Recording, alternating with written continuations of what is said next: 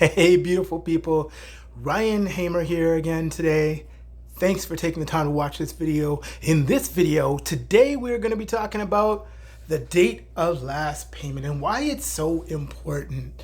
Did a video about this before, but I've gotten some questions from some of you online and actually some of my friends too. Why is the date of last payment so important, and how is it that it can serve you to your benefit and to your detriment? So the date of last payment really concerns two things of two sections actually of your credit bureau report. So there is the payment history section where if you are late on a current revolving account, a current installment loan, then that will display. So we have 30 days, we got 60 days, and we got 90 days. So it fluctuates between those. If you're within your first 30 days, within your first 60 to 90 to 120 even, depending on what the loan is. Some lenders and some credit card issuers can be very flexible, most times not, but in this day and age, they know the economy is really bad, so they're gonna try and work with you. They'll call you to find out, hey, when are you making this payment? Hey, you're late. Hey, you're 20 days late, or what have you. So let's just assume, for example, you had an account that got closed because for whatever reason something came up and you couldn't make the payment. In the history of your credit bureau report, it will show that it was closed by the credit issuer, the credit grantor. If it was a bank account, could have been overdraft, could have been a loan, or it could have been a credit card, or what have you. You're going to see that listed. And it'll also show you a little calendar, and it'll show you a check mark between each month with regards to whether it was paid or not. And you're going to see a month by month comparison with respect to when it was paid from when it wasn't paid. And that's how you get clarity with respect to how your account is doing naturally. Now, if the account is closed, you're going to see an X on the months that you were late. You're going to see that it'll say that it was closed by the grantor. Why it is important to understand and know when you actually last paid is because if it moves over to the other side of your credit bureau, where we know it as the collection section. So in the collection section, there may or there may not be an entity, whether it be internal to the existing debt holder. So for example, the bank might have an internal collections department, and they might be calling you to find out, hey, when can you pay this back? Or hey, are you going to pay this back? Sometimes it reaches the point where you're actually even able to reignite the account and start the account, get the account going again if you catch up and make the payment. But it has to be with a certain parameters, and every single lender has their own sort of level of tolerance and flexibility, which you got to be aware of and know. You won't know exactly until you actually speak to them, and they'll kind of tell you, hey, yeah, we can fix this, or hey, we can move back. We can go back if you want. And others, no, it's one and done. If you default, you default. They cut you off. Places like Royal Bank, they're stush like that. Who else is funny like that? American Express, they're very, very particular with regards to their terms. They got no flex for you whatsoever. So anyhow, when you get to the collection section, say it's a collection agency that's external to the original creditor, you're gonna see the debt there. And then it's gonna say date of last payment. Why this is important is because it gives you an idea of, okay, I can't reignite the account again. I gotta either pay them or not pay them. So remember how I always talked about, like, once you see a debt in collections, it is not really the best thing to do to pay it off. And I said it also depends, because if the debt just got there, if it's within, I don't know, a month, 2 months, 3 months, 4 months, whatever, if it just got to the collection section, there's no difference between whether that debt says $10,000 you're owing or whether it says $0 you're owing to the original creditor. The fact of the matter is it'll still be there even after it's paid. Even after it's paid, it'll still be there for the next 6 years, 7 years, or whatever. So what you want to do is, remember how I said I wouldn't pay it unless I could get a delete letter. If you can get them to agree with you to accept a partial payment and then remove it from your credit bureau, okay, then fine. However, we're going to get back to the original point. The date of last payment means that's the last time that they received a payment from you, and 6 years from that date, that's when it's actually going to drop off your credit bureau report. So sometimes you're going to notice that the date of last payment is not accurate. And there are a lot of times when these inaccuracies appear on your credit bureau report from either the collection agency that's coming after you to claim the debt, because they don't have that much paperwork. Sometimes they don't get accurate paperwork. Sometimes they don't get paperwork at all if they purchase the debt for pennies on the dollar. So that's something you got to keep in mind. Sometimes they will go by, they'll either make up the date. I know it sounds crazy, but sometimes they'll make up the date. Sometimes it is accurate and that's what they'll get, but the date might not necessarily be 100% true, because you might have paperwork that can refute what is on your credit bureau report. And if you do have paperwork that refutes that, then that works in your favor. Then you can dispute. Dispute with the collection agency, dispute with the credit bureau.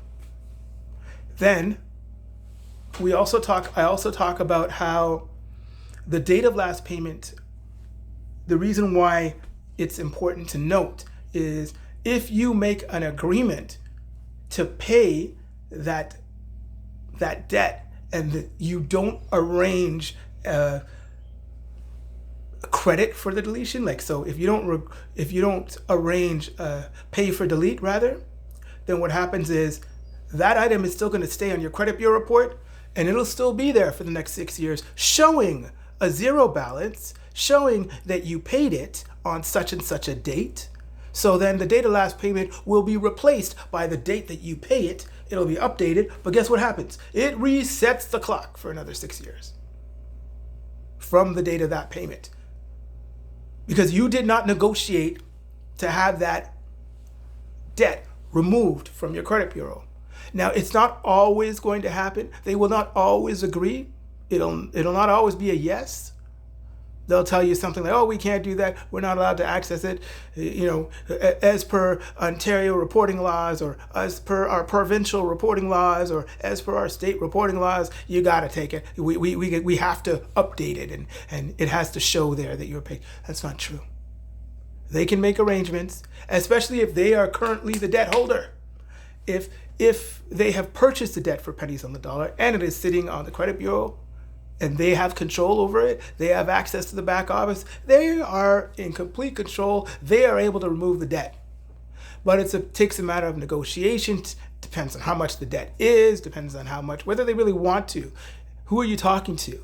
You know what I mean? So you might not necessarily be able to force their hand, but you can massage it a little bit and work with them. And they can work with you too to get that debt removed, but they're not obligated to do so. Always remember that. They are not obligated to be nice. They are not obligated to be kind and work it out with you. However, once you can make those arrangements, you can actually pay the debt, pay whatever you've arranged or negotiated for, and remove it. And so then you don't have to worry about the date of last payment. That becomes irrelevant. But the date of last payment, if it's a situation where you do make an arrangement with them or you pay them and they don't take it off, then the date of last payment changes to the date you paid, so it becomes more current, but it's a reset, and that doesn't help you. It does affect your credit history. It does affect your credit worthiness, because now you have this item on your credit bureau report. Both sections, it shows that you were late, negligent, or absent of a payment. Keep that in mind, okay? And as I say, you never know whether the debt is yours or not. Always verify. Trust but verify, as they say. Make sure that you keep your paperwork. Not everybody does keep their paperwork, but in this day and age, you kind of have to. So double check your paperwork and find out when you actually last paid that debt, if it does appear on your credit bureau report. If you do ask the collection agency, how can they verify the date of last payment? When was the last time they received a payment from you? They're not going to know, because they haven't been working with you and you didn't initially sign the contract with them. you sign the contract with the original debt holder. And then it'll be like, go ask your mother, go ask your father. Because you go to the original debt holder, they say they no longer can speak to you regarding the debt because they've now passed along the debt to someone else. So they pass along the debt along to someone else who can't even provide you proper detailed information about that particular debt. But of course, they're going to want all your information so that they can verify who they think you're supposed to be, that you're the debt holder. Make it make sense. So at the end of the day, to recap, always, always, always check the date of last payment on a debt that is in collections, whether it's displaying on your credit bureau report or not. The reason why this is beneficial for you is because you can determine into the future when this item will drop off if you decide not to pay it. And if you do pay it, always negotiate a pay for delete, and also inquire as to when they actually received the last payment from you. Sometimes they won't know, and there's a reason why they don't know.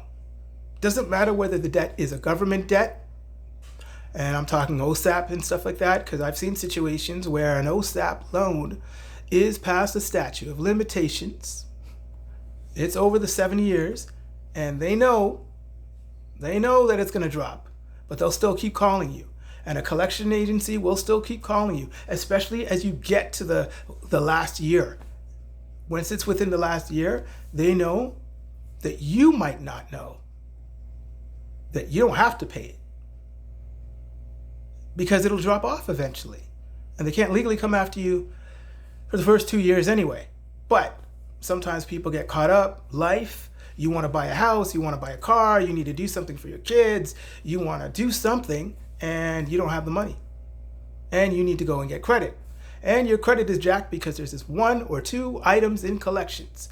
And you are unsure of how to read the date of last payment. And you don't know when it drops off. But now you know. Now you know how to read that date of last payment.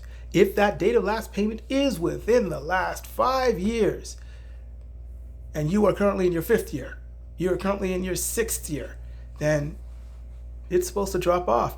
Always note, TransUnion and Equifax do not report the same way.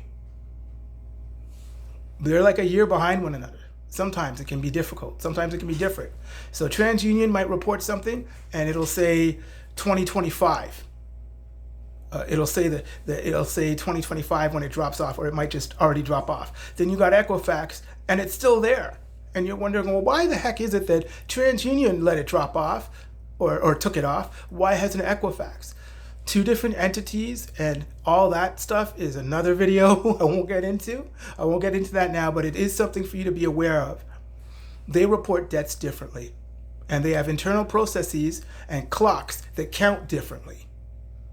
So that's the pretty much the easiest way I can explain it to you. And that's why I usually say when we talk about things dropping off your credit bureau report, I usually say 6 to 7 years because of the discrepancies between the different credit bureaus and the collection agencies and the companies that deal with them.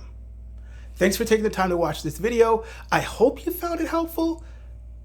Please feel free to like, share, and comment, and tell me about your experiences in the comments. Have a good day. Thanks for watching. Cheers.